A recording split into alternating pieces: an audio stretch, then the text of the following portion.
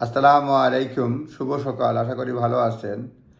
আজকে ইমিগ্রেশন একটা আপডেট দিব। সেটা হচ্ছে প্রধানমন্ত্রী কিয়ার স্টারমার বলেছেন যে অ্যাসাইলাম সিকারদেরকে বিদেশ যে পাঠাবেন না, এটা কিন্তু নয়, অর্থাৎ রুলড আউট করেন নাই, উড়িয়ে দেন নাই। এটাই হেডলাইন হচ্ছে আজকের নিউজের। এই দেখেন লেখা আছে যে PM won't rule out sending asylum seekers overseas. বিদেশে পাঠাবেন না সেটা তিনি উড়িয়ে দেন নাই আর কি। Ministers are prepare to look at sending asylum seekers to be processed offshore. এটা লেখছে যে sir Keir Starmer has said yesterday. Keir Starmer গতকালকে বলেছেন মিনিস্টাররা প্রিপেয়ার আছে অ্যাসাইলাম সিকারদেরকে বিদেশে পাঠানো যায় কিনা, প্রসেস করা যায় না অফশোরে। Reset the Britain approach on illegal মাইগ্রেশনের ব্রিটেনের অ্যাপ্রোচটা উনি বললেন। Prime minister says abandoning gimmick of Rwanda scheme open the door for closer relationship with other European countries to tackle the small boat crisis. তিনি বলছেন যে রুয়ান্ডা বাতিল করা অন্যান্য দেশের প্রতি এটা ট্যাকল করার ইমিগ্রেন্ট ট্যাকল করার ক্ষেত্রে একটা ডোর ওপেন করছে ইউরোপিয়ান অন্যান্য দেশের সঙ্গে সম্পর্ক উন্নয়নের জন্য। এবং তিনি যখন কথা বলছিলেন hosted more than 40 leaders of Europe and European political community summit অক্সফোর্ডশায়ারে গতকাল তিনি কথা বলছিলেন 40 জন লিডারের সাথে, মোর দেন 40 জন ইউরোপিয়ান লিডারের সঙ্গে ইউরোপিয়ান পলিটিক্যাল কমিউনিটি একটা সামিট হচ্ছে অক্সফোর্ডশায়ারে। সেখানে রাজাও গেছিলেন, যেটা রাজা তাদেরকে স্বাগত জানানো কোথাও নিউজে আসছে। স্টারমার বলছেন যে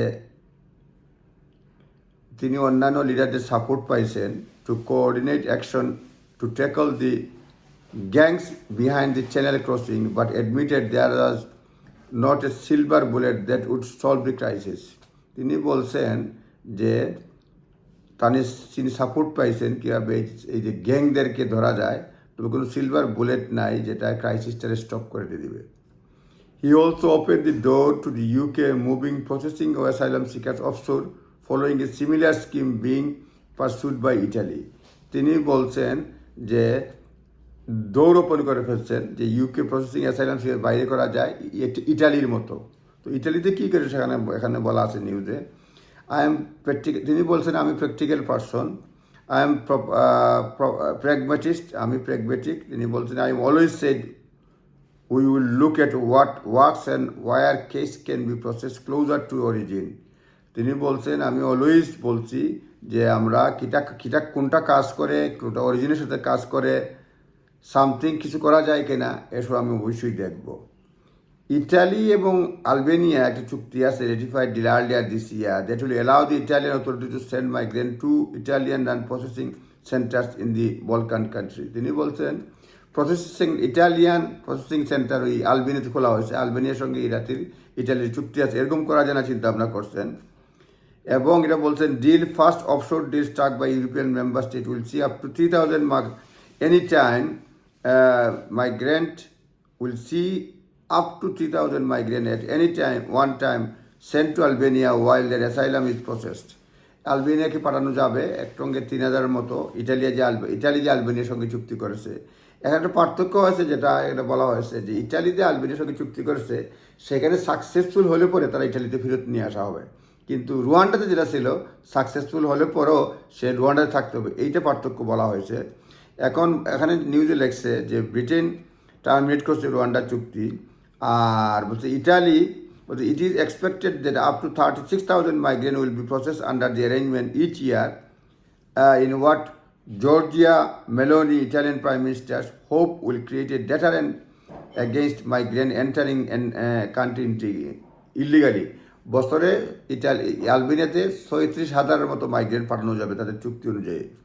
স্টারমার বলছেন there is interest in how migrant might work. তিনি বলছেন আমার আগ্রহ আছে, এটা একটা আগ্রহের বিষয় যে মাইগ্রেন্ট কীভাবে কাজ করে।